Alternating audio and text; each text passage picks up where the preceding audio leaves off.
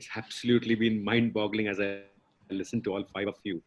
There is it didn't feel like I was listening to CFOs at all, because there was not a single word of accounting, reconciliation, trial balance that I actually heard. What I heard was business. What I heard was consumers. What I heard was volatility. What I heard was challenging almost every line. Yeah. And I probably, maybe this is, going kind of redundant, but I would still say it. Finance is the only function which probably has the end-to-end visibility of the business apart from the CEO. Yeah. And therefore, this is the moment, for the finance function to actually rise up, and deliver. And I would encourage the panelists to actually look at the Q&A. So we will try and, take one question from me, and then one question we can go from the audience as well, so that we keep it, as interactive, and I'll try and, post them to you. The first thing that I would actually, start off is, I've heard sales is vanity, profit is sanity, and cash is reality. Yeah. That, is coming to fore, really now. And I've heard all of you, talk about how you actually, prioritize cash. I keep saying, this in my past life, that there are many people in the organization who look at P&L. Many people, yeah. So even if finance takes the eye off the ball on P&L, that there is the business, there's marketing, there is, sales, there's general management, guys who actually probably look at the P&L and then will try and, correct course. But there's nobody else who looks at balance sheet. Yeah. And the only function which actually looks at balance sheet is finance. In times of crisis, it is not the profitable companies that survive, it's the liquid companies that actually survive. Yeah. So I'm just going to ask, both Anand and Manas to talk about, because around this time, they've probably, looked at cash and taken one step forward, and ensure that they could bolster. Nitin already gave examples that he went to the granular level, and looked at if I can replace a payment with a guarantee. Yeah. Very, very smart. And I would encourage the audience to take these tips, yeah, to go back, because they are very, very operational tips and, and nuggets of wisdom, coming out from here. But I would like to ask Anand and Manas to talk about what they did, during this time to actually do a fundraise and also an M&A deal. So it will be interesting for the audience to know, to say that just because we are locked down doesn't mean, we need to have business, as a standstill. Anand, Manas, both to you. Yeah. Hey, thanks, Kabir. I think, at UPL, and I think I personally also always believe that whenever there's adversity, there are a lot of opportunities. And you can only take advantage of opportunities if you have cash. So while cash may be looked also as a surviving kit, but it also is, if you have adequate cash, you can, take advantages of the opportunities which come by. And therefore, for us, we are a growth-oriented company. Of course, during such adversities, as a CFO, one of my critical things is to ensure that it remains profitable and there's enough cash generation. But at the same time, it's important to have cash on the balance sheet, so that it's like this. I mean, again, some of these are very very cliche statements. When you want cash, there is nobody to give you, lenders. But when you don't need, you always have a queue of people willing to come and lend to you.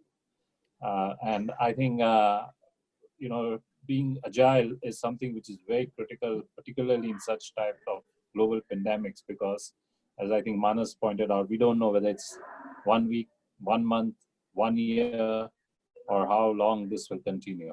So it's always good to stack up cash and keep it. And fortunately, we are a global company. We're headquartered out of, I would say we are a MNC with a headquarters in India. We have access to global fundraising, and with today interest rates, Eurozone has negative interest rates, negative LIBOR, US is very low. Cost of fund is not that high for us. So we are also an investment grade company, one of the few from India. So, with cost of funding at 2% or 3%, I think it was no brainer, but to make sure you amass enough cash. I'll stop here. I'll hand over to Manas. I'm sure he has a few more things to add. Over to you, Manas. Thank you, Anand. Before I talk about my experience during these 3 months, and quite encouraging and probably very positive to each of the listener, I would also like to ask this entire audience to go back and think that whether cash is the king. Why do you need cash? So, if, of course, I'm not debating that the cash is king. I'm not at all debating. Cash is certainly king. But which king? Is it an operating king? Is an ownership king? Or it's something paranoid of a authoritative king? So that one, in case somebody can really look at, the cash probably is needed only when, I think Kabir has very rightly pointed out, when you do not look at the balance sheet. Profit and loss account is 100% an illusion. The balance sheet, all the current assets and liabilities that we are sitting on the balance sheet, all the paraphernalia of capexes which could have been avoided in the past when you had a lot of cash, you pumped into the business for generating additional capacity, and now you know that you don't need them anymore. Or alternately, you have pumped into investments in so-called new businesses or so-called new ventures. I think it creates a trouble on the cash. So, so if somebody's balance sheet is heavily skewed towards the capital assets, skewed towards the investment, and of course for that there is an obligation on the liability side of the balance sheet, there will be a cash crunch. Coincidentally, it's not a COVID situation, but I would like to share with all my panelists as well as all the listeners today is that almost 1.5 years back, we started an action which we called is a net working capital, which should be an X percentage of sales, right? I'm not divulging what percentage of that. We are also, like Anand is a global organization. I'm a global CFO headquartered in Mumbai, handling from US to Australia. So there are 21 countries where we have our presences, our R&D centers, our manufacturing locations, our distribution locations. And every country has different kinds of businesses, right? And don't forget that we are highly regulated industry. So we looked into the net working capital. And when I say net working capital, I'm a firm believer that you can really in today's world work without a capital employed into the business in the form of working capital. That does not necessarily mean that you stop paying to the creditors. I'm not saying that. But how you define, one defines the debtors, one defines the inventory level, both at the primary and the secondary level, somebody has to keep. And of course, how to finance them. There can be situation and available finance, which Anand was talking about, which are even much cheaper than the very, very standardized financing models of raising money, like a factoring, like a reverse factoring, like probably in India, you can get into all your imports, convert it into an SBLC for an extended period of more than 365 days with a marginal cost, which is probably insignificant. It will be less than 2% for sure of majority of us who are sitting here and who are the listeners.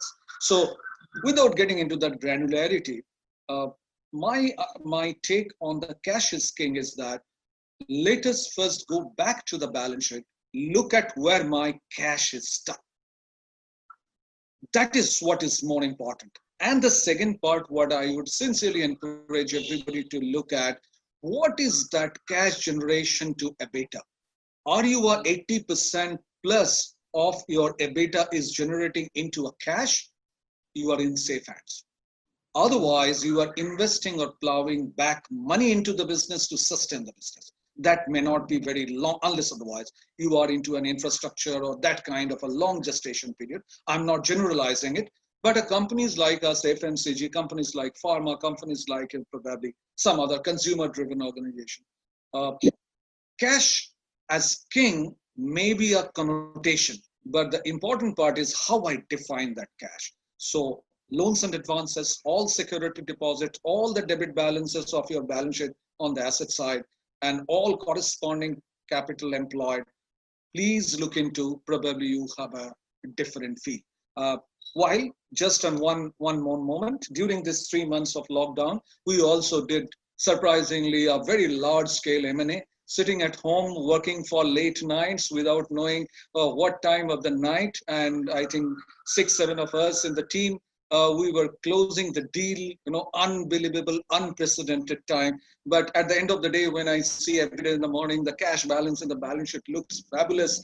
It gives a feel like, okay, I'm a tea connoisseur. My morning cup of tea, not the coffee.